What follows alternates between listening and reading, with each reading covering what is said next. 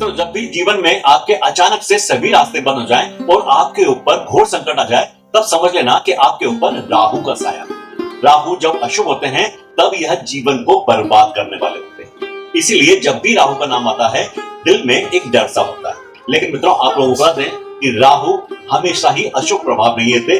राहु चाहे तो जीवन को बनाने का भी काम करते हैं। हमारी कुंडली के अंदर राहु ही एक ऐसे ग्रह हैं जो अचानक से जातक को फर्श से अर्श पर पहुंचाते हैं, और राहु ही वह ग्रह है जो अर्श से फर्श पर लाने में बिल्कुल भी देरी नहीं करते।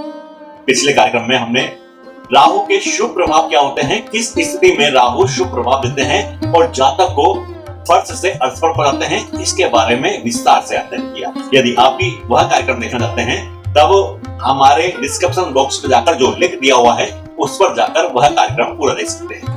मित्रों, आज के कार्यक्रम में हम राहु के अशुभ प्रभाव किस स्थिति में आते हैं यह जानने का प्रयास करें।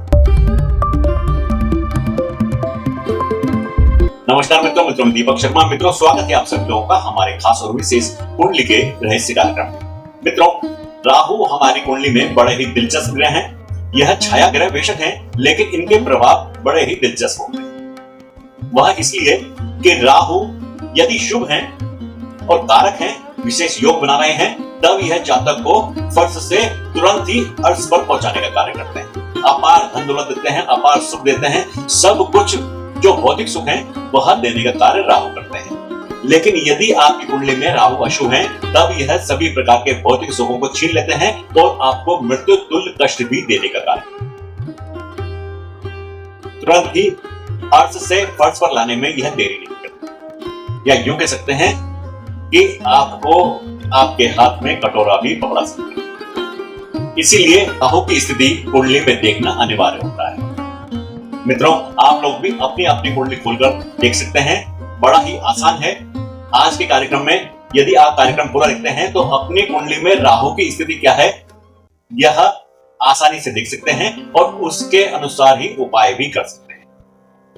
तो चलिए तो चलते हैं और राहु किस स्थिति में अशुभ प्रभाव देते हैं यह जानने का प्रयास करते हैं। मित्रों, सबसे पहले आप लोगों को अपनी कुंडली में राहु की स्थिति देखनी है। राहु किस भाव में विराजमान है।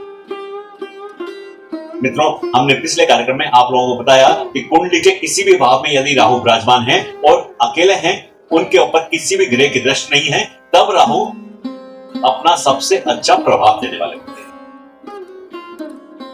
अब आज के कार्यक्रम में आपको यह देखना है कि राहु आपकी कुंडली के किस भाव में विराजमान है और राहु की किस ग्रह के साथ युति है। मित्रों, आप लोगों को बता दें कि जब भी राहु की युति त्रिशदाय भाव के स्वामी के साथ होती है, त्रिशदाय भाव के ऊपर हमने एक कार्यक्रम बनाया है, यदि आप चाहें तो उसको देख सकते हैं। आपको त्रिशदाय भाव के बारे में विस्तार से जानकारी दी। मित्रों, त्रिशदाय भाव हमारी कुंडली के तीसरा भाव, छठा भाव और 11वां भाव होते हैं। राहु किसी भी भाव में विराजमान हो, राहु की युति यदि त्रिशदाय भाव के स्वामी के साथ हो जाती है तब राहु अत्यंत ही अशुभ प्रभाव देने वाले होते हैं और इतने अशुभ प्रभाव देने वाले होते हैं कि उस दौरान आपको मृत्यु तुल्य कष्ट तक सहने पड़ सकते हैं। इस स्थिति में राहु जातक को अर्श से फर्श पर लाने में भी देरी नहीं। त्रिशदाय भाव के स्वामी के साथ जब राहु की युति होती है तब यह राहु आप लोगों को अत्यंत ही घोर संकट देते हैं और जैसे ही राहु की दशा आरंभ होती है आपको अचानक से कष्टों का सामना करना पड़ सकता है। जैसे मान लीजिए आपकी मेष लग्न की कुंडली है। मेष लग्न की कुंडली में आपके त्रिशदाय भाव के स्वामी बनते हैं। तीसरे भाव में मिथुन राशि है, छठे भाव में कन्या राशि है, दोनों के स्वामी बुध होते हैं। तो यदि आपकी कुंडली के अंदर राहु की बुध के साथ युति है तब यह घोर संकट वाला समय होगा। जैसे ही राहु की दशा आरंभ होगी आपको मृत्यु तुल्य कष्ट सहने ही पड़ेंगे। सीधा सा नियम है कि राहु की युति यदि त्रिशदाय भाव के स्वामी के साथ है तब आपको मृत्यु तुल्य कष्ट सहने ही पड़ेंगे। आप अपनी अपनी कुंडली में देख सकते हैं कि राहु की युति किस ग्रह के साथ है।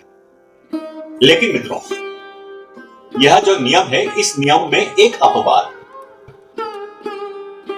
हमारी कुंडली के 12 भावों में से यदि 10वें भाव में यह युति बनती है तब आप लोगों को मृत्यु तुल्य कष्ट सहन नहीं करने पड़ेंगे, आपको राहु के अशुभ प्रभाव नहीं मिलेंगे, बल्कि राहु के यहां पर आपको शुभ प्रभाव देखने को मिलेंगे 10वें भाव के अंदर। ऐसा क्यों? ऐसा इसलिए है कि 10वां भाव उपचय भाव होता है। हमारी कुंडली के उपचय भाव 3रा भाव, 6ठा भाव, 10वां भाव और 11वां भाव होते हैं। जब उपचय भाव के अंदर राहु त्रिजय भाव के स्वामी के साथ युति करेंगे, तब यह आपको वृद्धि करने का कार्य करेंगे। आपके जो भी कार्य चल रहे हैं उसमें यह वृद्धि करने का कार्य करेंगे। आपको आने वाले समय में विशेष सफलता देखने को मिलेगी। यह इस नियम का अपवाद है। तो मित्रों, आप लोग भी अपनी कुंडली के अंदर यह देख सकते हैं कि राहु की युति किस ग्रह के साथ है, किस भाव के स्वामी के साथ, और यह युति कहां पर हो रही है। यदि 10वें भाव में है तब आपको शुभ फल मिलेंगे, इसके अलावा जो भी भाव है उसमें आपको अशुभ फल ही प्राप्त होगा।